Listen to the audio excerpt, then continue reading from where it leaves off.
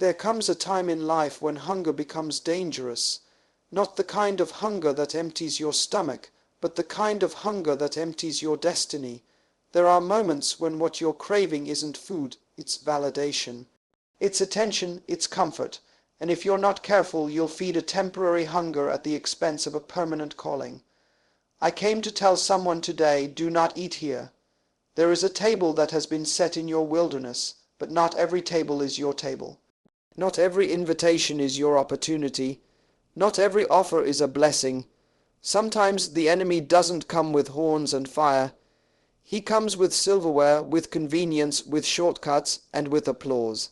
And if you're starving for the wrong things, you'll sit down and eat where you should have stood up and walked away. There are people right now who are feeding on the praise of men but starving in their purpose. Some are feasting on popularity, likes, and superficial relationships. Yet they are empty inside, hollowed out by the very things that promise to fill them. The problem is not that the table is empty. The problem is that we've forgotten the purpose of the meal. You don't eat just to feel good. You eat to become strong, and some meals don't make you strong. They make you weak. They leave you bloated with regret, stuffed with guilt, and sick with compromise. Do not eat here means discernment. It means looking at a situation and asking, is this for me, or is this a distraction dressed as provision? You've got to be wise enough to know that not every open door leads to purpose. Some open doors lead to cages. Don't eat here just because you're tired. Don't eat here because you feel unseen. Don't settle for junk food when you were made for a banquet of greatness. The prodigal son ate with pigs because he left too soon and thought he could manage on his own. He got hungry for freedom but didn't understand responsibility. He wanted the reward without the preparation, but when he came to himself, when he woke up, he remembered, I don't belong here. Even servants in my Father's house are fed better than this. When you know who you are, you know where you don't belong. Let me tell you something critical. The enemy always attacks when you're weak. That's why you must never eat in moments of emotional starvation. When you're desperate, you'll take anything, and that's exactly when anything can destroy you. Sometimes the most powerful word you can say to a table set in front of you is no, because your refusal today could be the protection of your legacy tomorrow. When God is preparing you, He often withholds fast food so He can serve you a feast. But if you're impatient, you'll eat in the wilderness and miss the promise. You'll feed your flesh and kill your future. Some of you are at a crossroads right now, and your soul is asking you a question, will you eat here? And you've got to answer with boldness, with clarity, with purpose. No, I will not eat here, I will wait. I will grow, I will walk away if I must, but I will not eat here, because where you eat determines what you become. You can't sit at tables of fear and expect to live in courage. You can't dine with doubters and expect to walk in faith. You can't feast on gossip and think you'll carry wisdom. What you consume shapes your character, so choose wisely. Sometimes the greatest spiritual warfare isn't a battle, it's an appetite, and if you win in the kitchen, you'll win in your calling. Do not eat here, because you were made for more. The first thing you must understand is this. Not every place that offers food is feeding your purpose. The most dangerous thing you can do is to eat from a table that was never meant for you, because it doesn't just affect your body, it contaminates your spirit. Life is not only about what you receive, it's about what you allow to enter. And what enters your mind, your heart, your soul, shapes the direction of your future. Some tables look good. They're decorated with success, with applause, with open arms and smiling faces. But the moment you start eating, you realize you've been tricked into spiritual starvation disguised as satisfaction. There is a price to every plate, and too many people are paying with their identity. They're trading their values for visibility, trading authenticity for acceptance, and while they may feel full for a moment, what they've consumed ends up consuming them. This is the danger of eating without discernment.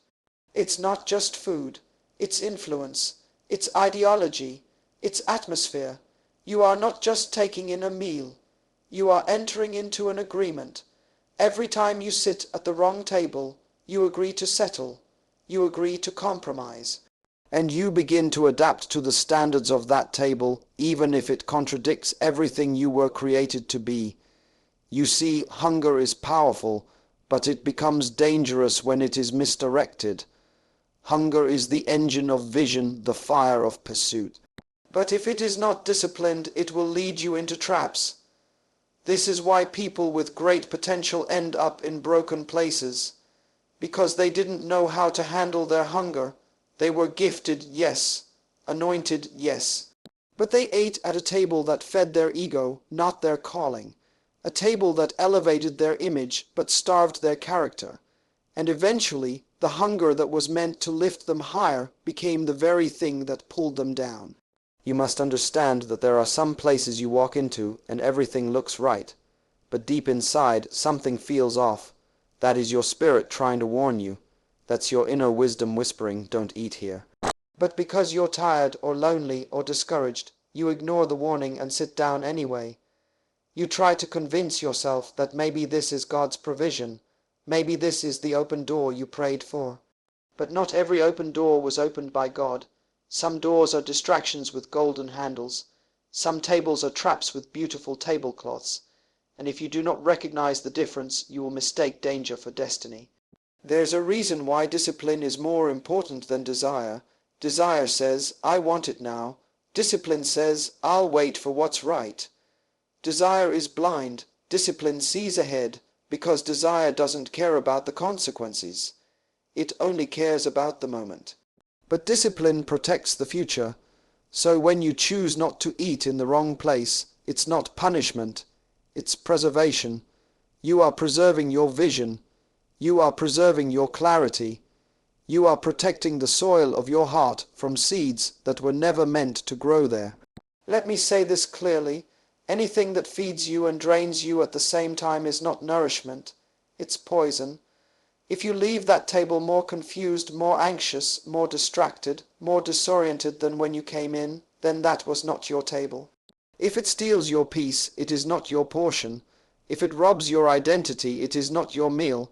Don't normalize dysfunction just because it's dressed up as opportunity. Sometimes walking away is not weakness, it's wisdom. Sometimes refusing the meal is how you protect the mission. The reason why many people feel lost isn't because they lack potential. It's because they've been feeding on the wrong things. You can't build a divine future on toxic patterns. You can't walk in purpose while eating from plates of insecurity, fear, pride, and bitterness.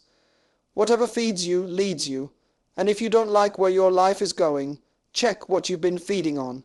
What conversations have you been entertaining? What habits have you been nurturing?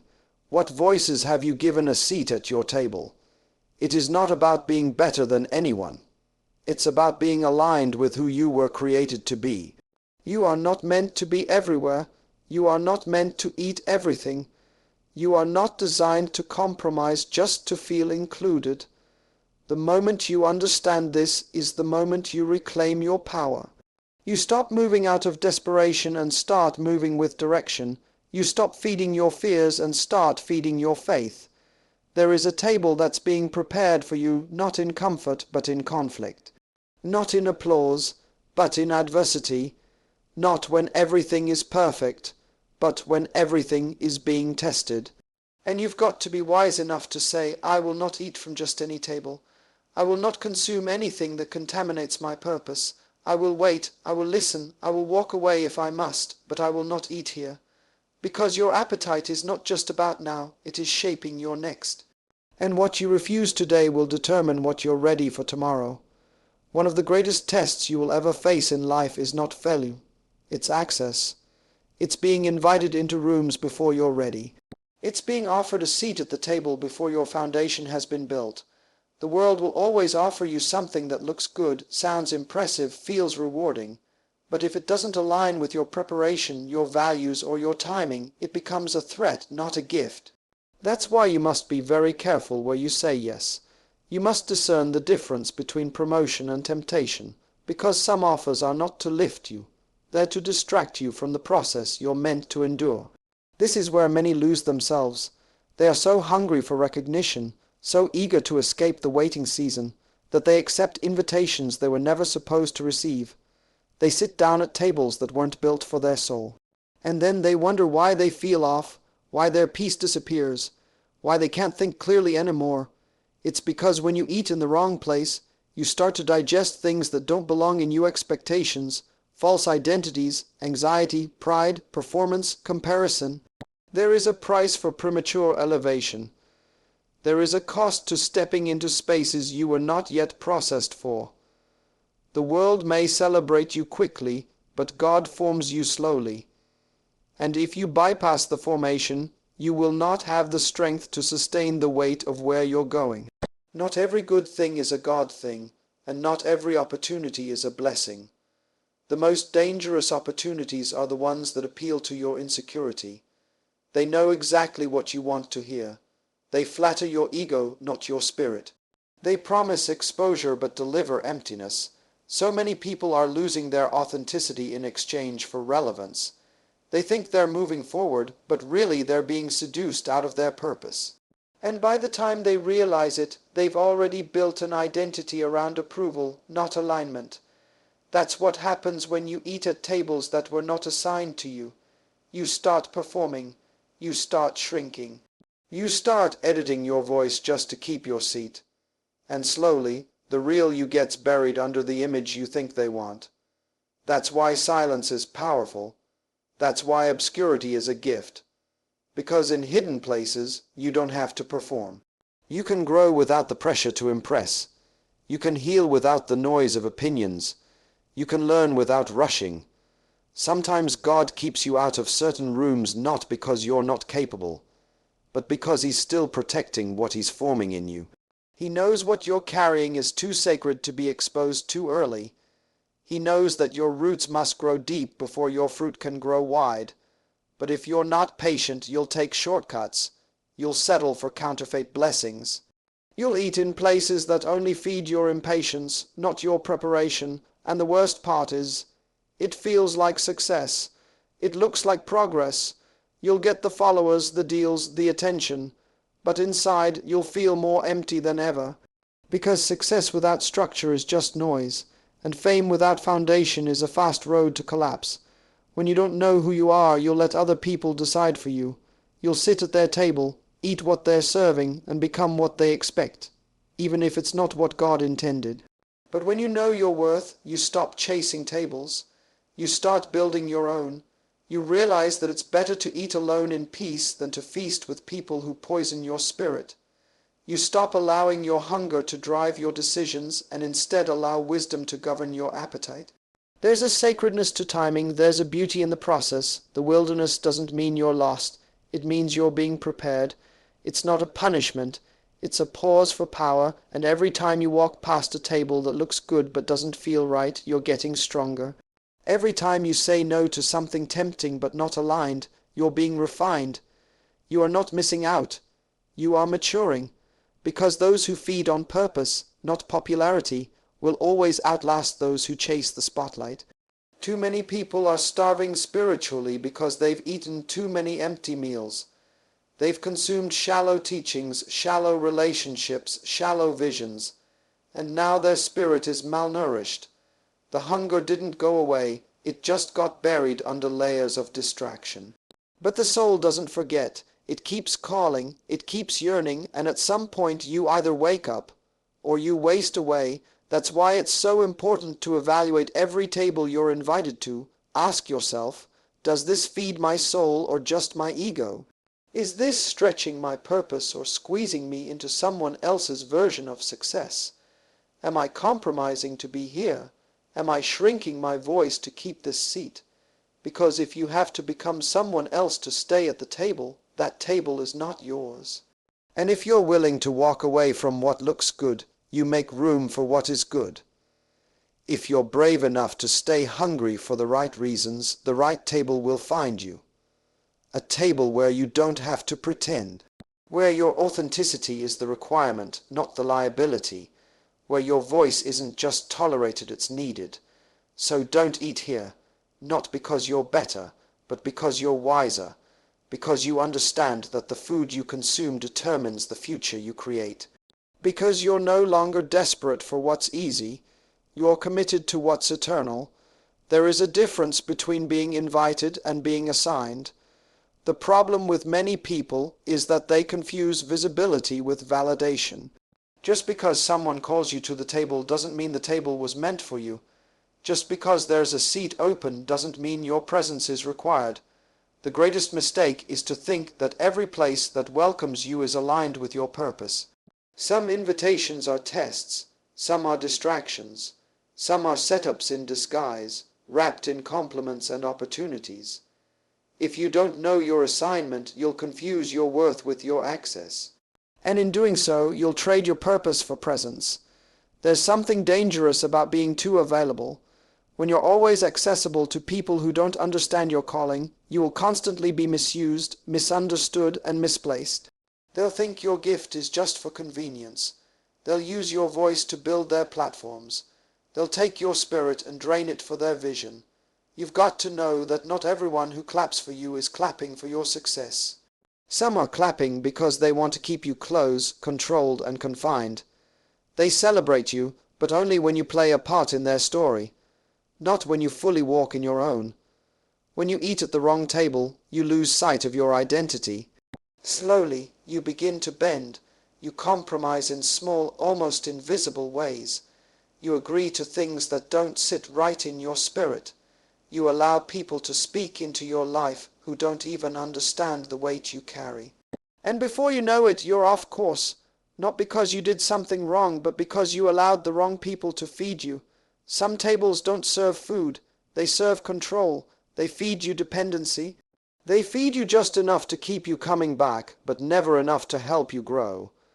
This is how people get stuck in cycles. They keep returning to the same tables, the same people, the same conversations, expecting something to change. But nothing changes because the atmosphere doesn't match their anointing. You can't thrive in a place that wasn't built for your destiny. You can't grow in soil that chokes your roots. And no matter how good the food looks, if it keeps you bound, it's not nourishment, it's manipulation.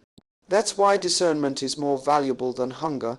Hunger without discernment leads to bondage. You'll consume anything, go anywhere, say yes to everything, hoping to be filled, but you'll only end up more empty. Discernment teaches you how to say no even when you're starving. It gives you the ability to walk away from places that would rather use your gift than honor your growth. Discernment is what protects your spirit when your emotions want to settle. There's a kind of strength that comes from waiting, not just sitting still, but refusing to eat what doesn't align with your assignment. It's in that restraint that your character is formed. In that silence, your wisdom sharpens. Because the truth is, anyone can say yes when the meal is served hot and the crowd is cheering. But it takes real maturity to say no when you're hungry, tired, overlooked, and still waiting for your turn. That's the moment when identity becomes rooted. That's the place where your soul decides, I'd rather be hungry in alignment than full in compromise. So many people miss their next level because they couldn't walk away from what was feeding them. They didn't realize that temporary satisfaction was delaying their permanent breakthrough. They stayed too long at a table they should have left months ago, and now they're trying to build their future on relationships that were only supposed to be seasonal. When God is ready to take you somewhere new, He will always challenge you to leave a table that no longer serves your growth. But you have to be brave enough to go. There is a divine difference between connection and covenant. Not every connection is meant to last. Some are bridges, not destinations. They help you get somewhere, but you don't live there. You don't pitch your tent at every place you pass through. You don't build your life around temporary comfort. But if you eat too long at the wrong table, you'll start mistaking convenience for calling. You'll think just because it's easy, it must be right. But purpose is rarely easy. It demands separation. It demands clarity. It requires decisions that most people won't understand. You don't need everyone to understand. You need to be obedient to what you know deep inside. When your spirit says, this is not the place, you don't argue. You don't explain, you don't apologize, you rise, you walk, you leave because peace is your confirmation, confusion is your warning. If the table brings more anxiety than clarity, more performance than presence, more fear than faith, then it's not yours. It doesn't matter how shiny it looks. It doesn't matter who's sitting there. If you're not free to be who you are, it's not your table. Your seat is not found in every room, it's found in the right room. And sometimes, in order to find that room, you have to walk away from every other one. Sometimes the path to destiny requires an empty stomach and a quiet soul. Sometimes your next level is hidden in the silence that follows your no. Because the moment you stop feeding where you're not growing, you start making room for the place where you will. There comes a time in your life where preservation is more important than participation. You reach a place in maturity where you realize that presence doesn't always equal purpose. Just because you're invited doesn't mean you're obligated. Just because the door is open doesn't mean it's your path. And just because the table is full doesn't mean it's feeding what's divine inside of you. You begin to understand that every environment carries energy. Every atmosphere you step into is sowing something into you: ideas, emotions, patterns, beliefs. So if you are not intentional about where you place yourself, you will unintentionally become what surrounds you. Some people don't realize they're losing their vision, not because it was taken from them, but because they kept placing it in the wrong climate. Vision dies in polluted spaces. Dreams get diluted when they are constantly exposed to doubt, compromise, and noise. The table might be full of noise, laughter, conversation, admiration, but that doesn't mean it's a table of life. There are some tables where everything looks alive, but the spirit is dead. Some conversations can entertain you but still deplete you, and the more you sit in those places, the more your discernment dulls. You stop noticing the difference between real and fake, between truth and performance, between what you truly believe and what you're pretending to believe to fit in. Every time you eat in the wrong environment, you slowly silence your convictions. You ignore that inner whisper that says, "This isn't for you." And you start to adapt, you start to shift. You don't even realize it at first. It starts with a compromise, a small laugh at something you would have once corrected, a silence when you should have spoken, a posture of politeness when you should have walked away. But those small choices stack up, and before you know it, the fire that once drove you starts to flicker. You're still functioning, but not from fire, just from habit. You've started to survive in places you were never meant to remain. Some people aren't progressing not because they lack discipline or faith, but because they won't leave the table. They keep showing up out of fear. Fear of missing out, fear of rejection, fear of disappointing others. But staying in a room out of fear always leads to spiritual fatigue. You start to feel heavy, not because you're doing too much, but because you're carrying too little of what matters. You've traded intentionality for inclusion. And now you're exhausted, not from purpose, but from pretense. There is a cost to pretending. It steals your peace. It drains your energy. It breaks your alignment. And all for what? A seat at a table that doesn't see you. A place in a circle that only wants the version of you that conforms, not the version that carries conviction. At some point, you have to choose. Will you be who you're called to be, or will you be who they expect you to be? Because you can't be both. You can't walk in power while sitting at a table that only honors your silence. That's why you must protect your diet. Not just what you eat with your mouth, but what you consume with your eyes, ears, and heart. Because all of it is shaping your inner world, you are always being formed, and if you don't intentionally shape your internal climate, the external world will do it for you. The wrong tables serve you doubt disguised as dialogue, fear disguised as advice, compromise disguised as connection, and if you're not awake, you'll eat it, you'll digest it, you'll live by it, and then you'll wake up one day wondering why your spirit is weak, why you don't dream like you used to, why your voice doesn't shake the room like it once did. It's because you've been eating the wrong thing too long. Not every meal fills you, some just pacify you. They keep you quiet, they keep you numb, they make you forget who you are. But when you stop eating there, when you finally push the plate away, you remember the hunger you had when you first believed. You remember the conviction that used to burn in your chest. You remember the nights when you dreamed boldly and the mornings when you rose with fire. That version of you is not gone. It's just been buried under all the noise. Buried under the conversations you kept tolerating, under the atmospheres you kept enduring, But the moment you say, "I won't eat here anymore," you begin to recover what's been asleep inside of you. This is not about arrogance. This is about alignment. It's not about thinking you're better than others. It's about knowing you are different for a reason. You're not called to fit in. You're called to lead, called to break cycles, called to speak truth in a world addicted to lies, called to build what hasn't been built. And you cannot carry that kind of calling while eating food that feeds conformity. So protect your plate, guard your seat. And if the table no longer matches your values, don't argue. Just rise, stand up, walk out, and trust that what is truly yours will never require you to shrink your soul just to stay. There is a kind of silence that is louder than applause, a kind of stillness that speaks more truth than the crowd ever will. It is in that quiet, sacred space where you finally begin to hear yourself again, unfiltered, unbothered, and unshaped by the expectations of the world. But to get to that place, you have to first make a hard decision to leave the noise, to leave the table where your name is praised but your purpose is perverted, to walk away from environments that reward performance but never respect conviction. Because if you stay too long in a place that doesn't feed your soul, you will lose the sound of your own voice. There are people who are talented, brilliant, even anointed, but they are spiritually malnourished, not because they don't have access to truth, but because they've surrounded themselves with people who only affirm their ego and never challenge their integrity. They eat well, but they grow sick. They are celebrated, but inside they are starving. That is the cost of consuming what looks good while ignoring what is good. The table looks full, the room looks alive, but the soul is dying, and it dies slowly, one compromise at a time, one edited truth at a time, one ignored warning at a time.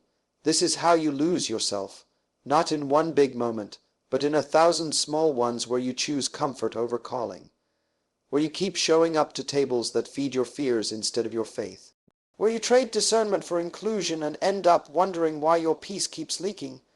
The answer isn't complicated. You are being fed things that do not belong in your system, and the longer you keep eating them, the more your spirit adjusts to dysfunction as if it were normal. But you weren't made to adjust. You were made to align. You were not created to survive in counterfeit environments. You were created to transform them, but you can't transform what you've adapted to. You can't confront what you've learned to tolerate, and you definitely can't lead while secretly depending on the approval of tables that were never yours to begin with. That's why you must be ruthless with your alignment. Not emotional, not social, ruthless, because your purpose is too sacred to gamble with. Your identity is too costly to rent out for applause, and your peace is too valuable to trade for temporary validation. You've got to reach the point where you'd rather be misunderstood in truth than celebrated in a lie, where you'd rather be quiet in conviction than loud in confusion, where you choose depth over display, maturity over marketing, calling over comfort. There are tables that will offer you status, recognition, platforms, exposure, but if you have to distort who you are to stay there, you're not being promoted. You're being processed for failure. The enemy of your destiny isn't always destruction. It's distraction dressed as elevation. It's the slow erosion of your standards while everyone else is applauding your progress. But real progress doesn't require you to abandon yourself. Real growth brings you closer to who you were created to be, not further away. This is why discipline is spiritual, because without it, you'll eat whatever you're served. You'll accept every opportunity. You'll sit in every room, you'll shake every hand, but presence without discernment is permission to be manipulated. You need discipline not just to say yes, but more importantly, to say no. No to what feels urgent but isn't aligned. No to what flatters your pride but fractures your purpose. No to what looks like gain but pulls you off the path. Saying no is a declaration of identity. It tells the world, I know who I am, I know what I carry, and I know what I refuse to compromise to get there. That kind of clarity is rare. That kind of restraint is power, and it is in that power that you begin to walk differently. You don't chase seats anymore. You don't beg for access. You don't cling to opportunities like your life depends on them. Because you understand that your value was never tied to where you're seen. It was always rooted in who sent you. You were sent, chosen, marked, assigned not for every table, but for the right one. And until that table arrives, you must be willing to sit alone, hungry but whole. Because it's better to wait in alignment than to feast in error. You'll know the right table not by how loud it is, but by how much peace it brings. You won't have to fight to keep your seat. You won't have to shrink to be liked. You won't have to perform to be included. The right room will recognize what's real, and the right people will protect it. Until then, protect yourself. Don't eat what poisons your peace. Don't stay where your soul can't breathe. Don't confuse presence with purpose. And don't forget, just because you can sit here doesn't mean you should. Sometimes the greatest power is found in walking away from the wrong table, so you can finally be ready when the right one appears. There is always a cost to elevation. The higher you go, the narrower the path becomes, and the narrower the path, the more you must let go. Not everything can go with you, not everyone should walk with you, and not every appetite should survive your next season. You must come to terms with the fact that growth requires separation. Not out of pride, not out of bitterness, but out of clarity. The more clearly you see your calling, the more fiercely you will guard your atmosphere. Because when your future becomes more real to you than your past, you no longer tolerate what simply fills time. You pursue what builds destiny, and that is where many people get stuck. They confuse comfort with calling. They think if it feels familiar, it must be safe. But your comfort zone is often the most dangerous place to stay. It doesn't challenge you. It doesn't stretch you. It keeps feeding the version of you that you were supposed to outgrow. And so you keep eating there not because it nourishes you, but because it's easy, because it requires nothing from you, no discipline, no separation, no consecration, just presence, just performance. Just pretending to be full while quietly starving inside. That kind of hunger isn't physical, it's spiritual. It's the ache that tells you something is off, that you're operating under your capacity, that you're surviving on crumbs in a world that needs your full table. But you cannot bring your best to the world while still seated in spaces that were designed to keep you average. You cannot feed nations while eating leftovers from conversations that belittle your assignment. And you definitely cannot carry a message of freedom while submitting yourself to atmospheres that enslave your voice. This is the quiet war most people lose. Not the battle of the public stage, but the one fought in private. In the decisions no one sees. The decision to stay silent when you should speak. The choice to remain where you are no longer growing. The temptation to return to what's familiar instead of trusting what's ahead. But purpose doesn't grow in the familiar. Destiny does not bloom in convenience. If you want to become what you were created to be, you must be willing to be uncomfortable, willing to be alone for a season, misunderstood for a while, stretched more than you want, and disciplined beyond what's popular. That's what real transformation looks like. It's not pretty, it's not loud, it's not applauded. It happens in the dark where no one's clapping. It happens when you leave the table and no one follows you. It happens when you choose silence over applause, purpose over praise, holiness over hype. And in that silence you learn to hear again. You learn to discern. You learn to trust your steps, not because they make sense, but because they're aligned. You no longer eat what's offered just because it's easy. You eat what's sacred, what's pure, what brings life, even if it's rare. There is power in scarcity. When you stop feeding off of everything, you become hungry for the right thing. You stop craving noise. You start craving truth. You stop needing company. You start needing clarity. You stop seeking affirmation. You start seeking alignment, and that alignment will cost you. It will cost you tables, relationships, opportunities, even versions of yourself that once felt like home. But what you gain in return is far greater. Peace, focus, purpose, fire. Don't let your appetite be shaped by your emotions. Your emotions will lie to you. They'll tell you to settle, to eat quickly, to accept what's convenient. But destiny is never convenient. It demands order, and order begins with restraint. You cannot be trusted with abundance if you lack restraint in seasons of lack. If you'll eat anything when you're desperate, you'll sell anything when you're desperate, including your voice, your values, and your vision. This is why patience is not just a virtue, it's protection. When you wait for the right table, you preserve your strength for the right fight. You don't waste energy trying to prove yourself where you were never meant to be seen. Some rooms are distractions dressed as platforms. Some tables are traps covered in cloth. Some opportunities are detours wearing the costume of destiny. If you're not watching, not listening, not aligned, you'll sit down thinking you're being elevated when you're actually being emptied. They'll love your talent, but hate your truth. They'll celebrate your gift, but silence your spirit. And the longer you sit there, the more you begin to believe that that's all you're worth. But you are worth more. You were never called to survive off scraps. You were never created to edit your voice to be digestible to small minds. You were never meant to reduce your flame just to be comfortable in a cold room. The table you're truly assigned to won't just feed you. It will free you. It will pull you deeper into your purpose, not away from it. It will challenge you to rise, not conform. And most of all, it will never require you to betray yourself just to stay seated. So choose wisely, protect your plate, guard your space, feed your soul, and never forget, the food you choose today will either fuel your future or sabotage it. Don't eat here, not because you're arrogant, but because you're awake. Not because you think you're better, but because you know you're called. Some tables look full, but they starve you, and some places look small, but they make you grow. Let your spirit decide. Let your peace lead. And never again let hunger drive you to places that rob you of who you really are. You've heard the message. You've felt the weight. Now the choice is yours. The table is no longer the issue. The seat is no longer the question.